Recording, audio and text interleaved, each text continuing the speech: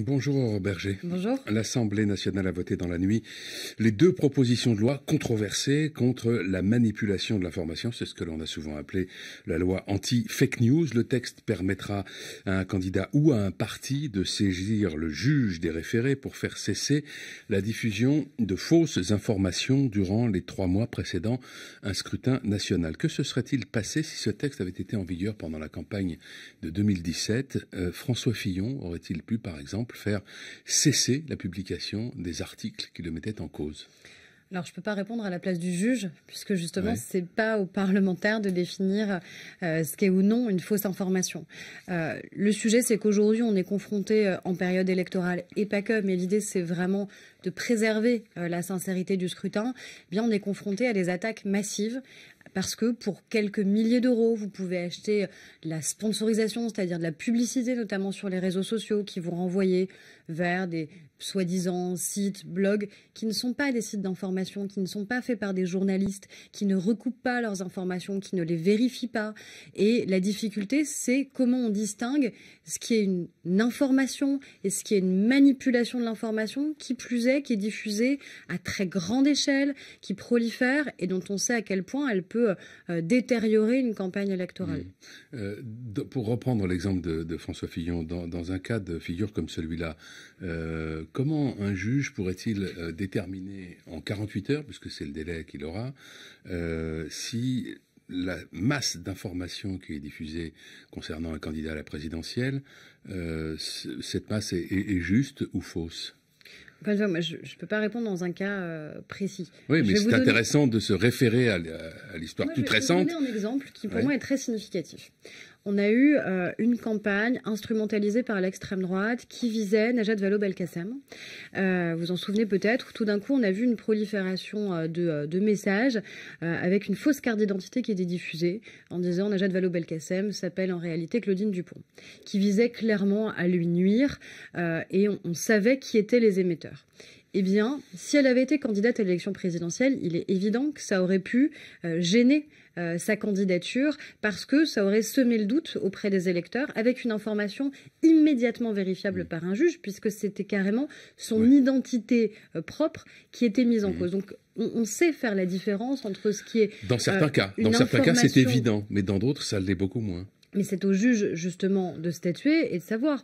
Et c'est lui qui déterminera si, oui ou non, ça relève d'une manipulation de l'information ou si ça relève, encore une fois, d'une information. On n'interdit pas la presse d'opinion. La presse a le droit d'émettre des opinions, de faire appel à des éditorialistes. Mais ça n'est pas la même chose d'avoir des journalistes qui traitent l'information et qui peuvent avoir leur propre point de vue et d'avoir des sites, des blogs alimentés et diffusés très massivement sur les réseaux sociaux.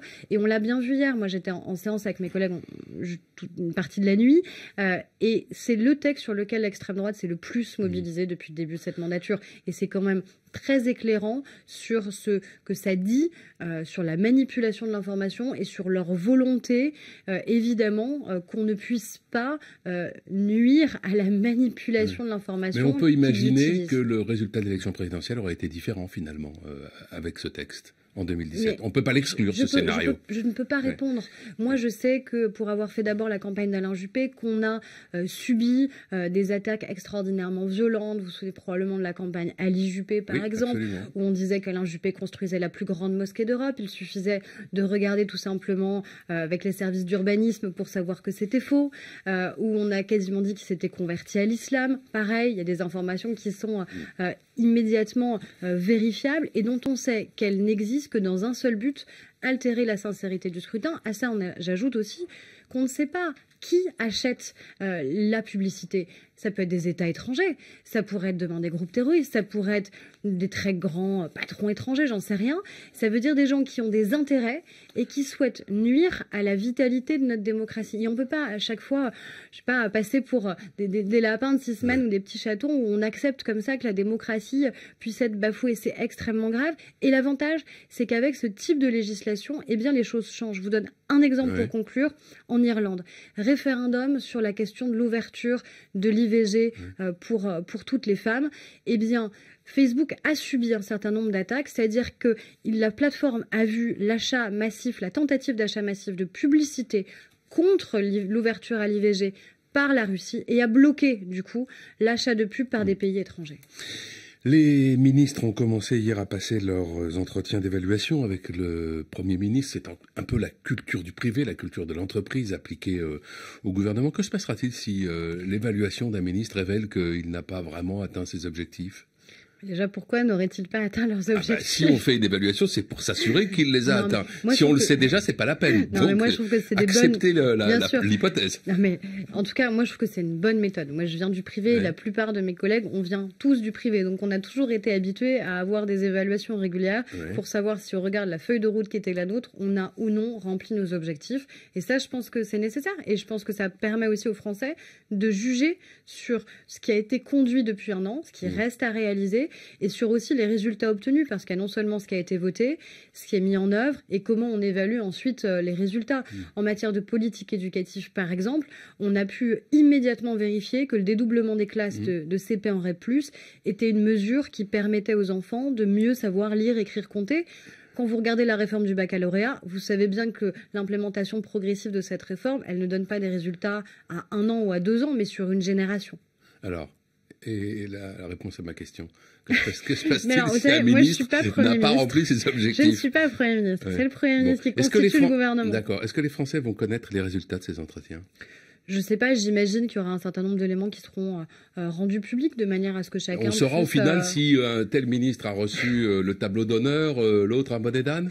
Je crois que c'est pas comme ça que ça va se caractériser, mais ça permet de faire un point d'étape. Parce que si on communique beaucoup sur ce système, en faisant savoir finalement aux Français que les ministres sont au boulot et sont contrôlés pour l'efficacité de leur travail, ça n'a de sens que si, au final, on connaît aussi le résultat de ces évaluations. Vous savez, il y a déjà une transparence qui existe, parce que les feuilles de route que le Premier ministre a réalisées avec le Président de la République pour chacun des ministres, ces feuilles de route, elles sont publiques. Les Français peuvent aller vérifier ce qu'on demande à chacun des ministres de mettre en œuvre. Donc ça, déjà, c'est connu.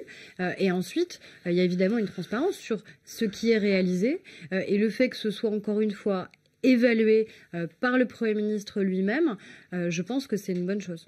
Lundi matin, le Premier ministre, Édouard Philippe, n'a pas exclu, il n'a pas du tout confirmé, mais il n'a pas exclu l'hypothèse d'un prochain remaniement.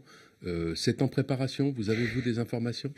Non, mais encore une fois, je ne suis pas Premier ministre, président de la République. Donc mais vous êtes au sein de la majorité, vous pouvez avoir des infos. Je suis au sein de la majorité, mais moi, je suis au travail au sein de la majorité avec mes collègues, justement pour mettre en œuvre ce projet. Je n'ai pas l'impression qu'il y ait un besoin urgent de remaniement, qu'il y ait des ministres qui aient failli à leur tâche. Au contraire, on est tous au travail et hier soir, on était avec le Premier ministre parce que, justement, on forme une équipe et cette équipe, depuis 1 an, elle essaye de mettre en œuvre un projet de transformation sur l'ensemble des sujets avec des transformations pas évidentes. On nous attendait au tournant sur la SNCF, sur la formation professionnelle, sur la réforme du Code du travail, sur l'éducation nationale, sur la prévention et la politique de santé. Enfin, je pourrais multiplier les exemples et pourtant, ça a été conduit. Très rapidement, Nicole Belloubet, la garde des Sceaux, était le ministre fragilisé par l'évasion de Redouane Faïd ? Je pense que certains tentent de la fragiliser parce qu'elle va porter une réforme très importante qui est la réforme de nos institutions et la révision constitutionnelle. Mais se saisir d'un événement tout à fait exceptionnel qui s'est passé, pour lequel elle s'est rendue immédiatement sur place, pour lequel elle a diligenté une enquête, pour lequel elle viendra aussi rendre compte devant l'Assemblée nationale dans les 15 jours qui viennent, je pense que clairement c'est une attaque politique qui est menée contre elle. Merci Aurore Berger. Bonne journée.